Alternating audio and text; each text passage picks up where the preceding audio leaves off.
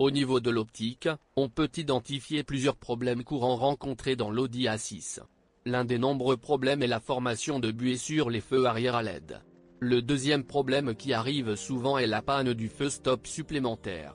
Ces dysfonctionnements peuvent être éliminés en nettoyant et en pliant les groupes de contact élastiques des LED.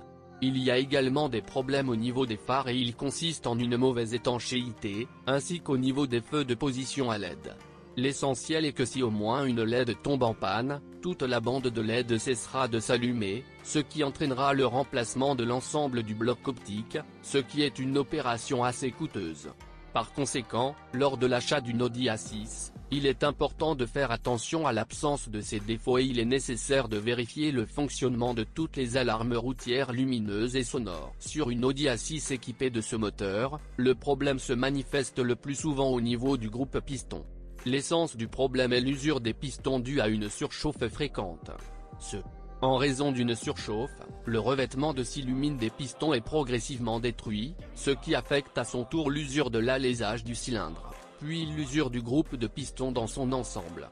Certaines voitures équipées de moteurs TFSI ont déjà été réparées après 80 000 km. Le premier signe de ce dysfonctionnement est une augmentation de la consommation d'huile. Par conséquent, vous devez bien réfléchir à l'opportunité d'acheter une Audi A6 avec un tel moteur. La signification du moment désagréable associé au joint de culasse est que lorsque le moteur surchauffe fréquemment, de l'antigel s'en échappe. Par conséquent, il est périodiquement important de faire attention au niveau d'huile requis et, par conséquent, d'antigel, ainsi qu'à l'absence d'émulsion dans l'huile. Courroie de distribution d'un moteur V6 FSI de 3,2 litres. Dans ce cas, on ne peut pas dire que le moteur lui-même soit un point faible, mais le mécanisme de distribution de gaz, à savoir le tendeur de chaîne hydraulique, est bien plus faible que le moteur. En raison de la défaillance de cet élément, un glissement de la chaîne peut se produire, ce qui entraînera des réparations coûteuses. Lors de l'achat d'une Audi A6 avec une transmission automatique, il est important de s'assurer que l'huile de transmission automatique est changée en temps opportun. À savoir, une vidange d'huile, dans le meilleur des cas, devrait être effectuée après 40 000 à 50 000 km.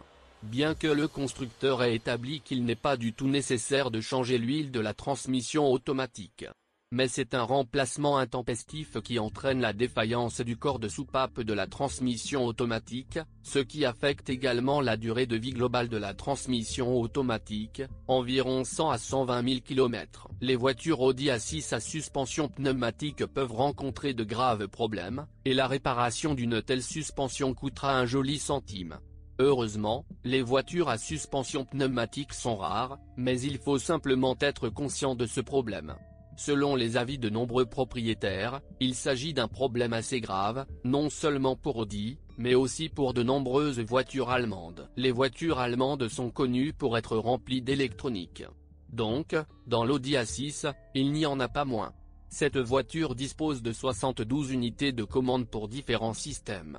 L'accès au bloc ainsi qu'à certains autres éléments électroniques est assez problématique, ce qui affecte à la fois les réparations et le fait que lors d'un kilométrage élevé de la voiture, en raison du démontage et du retrait d'éléments en plastique pour dépanner l'électronique, des grillons apparaissent dans l'intérieur. Principaux inconvénients de l'Audi A6. Point faible garde au sol. Point coût élevé des réparations. Point difficile à réparer. Point consommation de carburant élevé. En conclusion, on peut dire que l'A6 a non seulement ses points faibles et ses défauts, mais aussi de nombreux avantages. L'essentiel lors de l'achat est de décider de quel moteur la voiture a besoin, de quelle boîte de vitesse et de quelle suspension. Idéalement, lors de l'achat d'une Audi A6, effectuez un diagnostic complet de tous les systèmes, composants et assemblages dans un centre de service automobile réputé afin d'éviter des coûts supplémentaires importants pour éliminer les pannes survenues.